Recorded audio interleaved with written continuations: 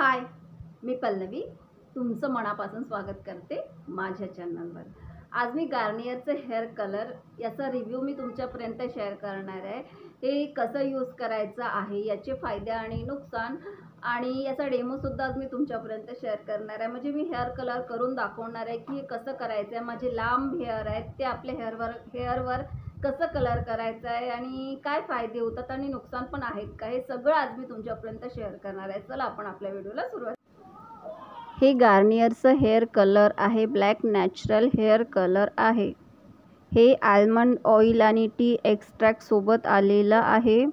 Ammonia free आहे, 100% coverage देत असते। मी आज बर्गंडी शेड यूज करणार आहे। गार्नियर हेअर कलरमध्ये भरपूर शेड अवेलेबल आहे। जो शेड पाहिजे आपण तो शेड यूज करू शकतो।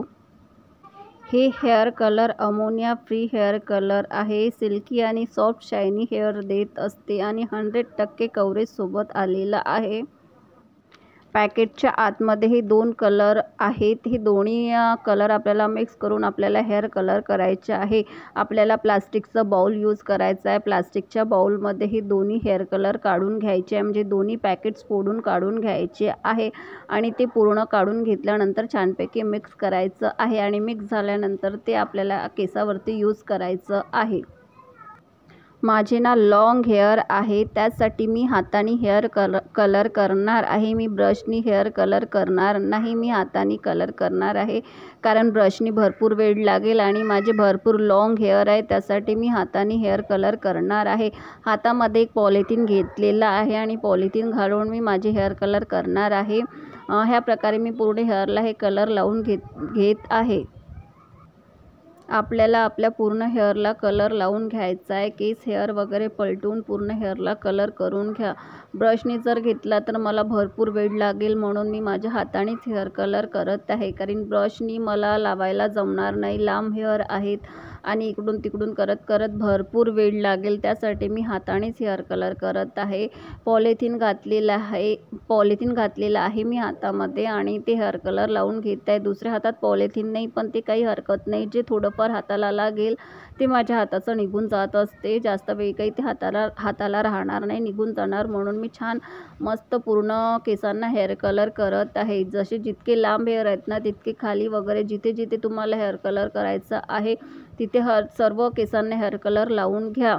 आणि तसं तर माझे लॉंग हेअर आहे, म्हणजे लांब आहेत, त्यासाठी मला हे 45 रुपयामध्ये जे पाऊच आणलेलं आहे ते मला कमी पडेल असं वाटत आहे। पूर्ण हेअरला ते पुरणार नाही, पण ठीक आहे, जितकं होते तितकं मी तुम्हाला करून दाखवणार आणि जितके हेअरपर्यंत पुरत आहे तितके हेअरला मी ते लावत आहे आणि लावून दाखवत आहे।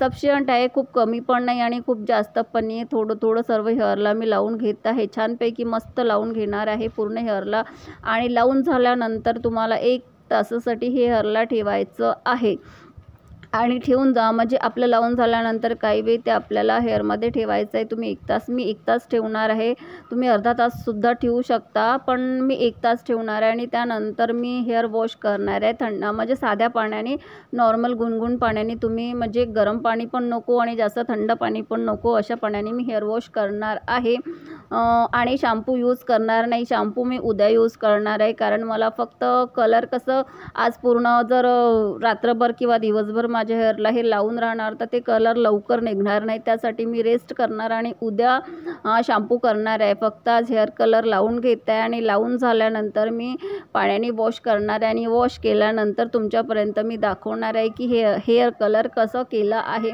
म्हणजे कसे हेअर येतात आणि याचा कलर कसा आलेला आहे हे सुद्धा तुम्हाला बघायचं आहे की हेअर वॉश केल्यानंतर कलर कसा येणार आहे, हेच तुमच्यापर्यंत मी दाखवणार आहे। म्हणून व्हिडिओ एंडपर्यंत नक्की बघा। लावून होत आहे, लावून झाल्यानंतर मी हेअर वॉश करणार आहे 1 तासाने, म्हणजे 1 तासपर्यंत मी ठेवणार आहे आणि 1 तासाने हेअर वॉश करणार आहे आणि हेअर वॉश झाल्यानंतर तुमच्यापर्यंत मी रिझल्ट दाखवणार आहे की हे कलर कशा प्रकारे माझ्या केसांना आला आहे। थोडं कमी पडलेलं आहे, माझ्या खालच्या हेअरला बरोबर झालेलं नाही, म्हणजे छोटा पाऊच होता, 45 रुपयांचं होतं, पण सफिशियंट आहे, काही हरकत नाही। इमर्जन्सी वगैरे आपल्याला कलर करायला काही हरकत नाही आणि घरी कलर करत आहे आणि 45 रुपयामध्ये करत आहे तर थोडं कमी जास्त होणारच आहे।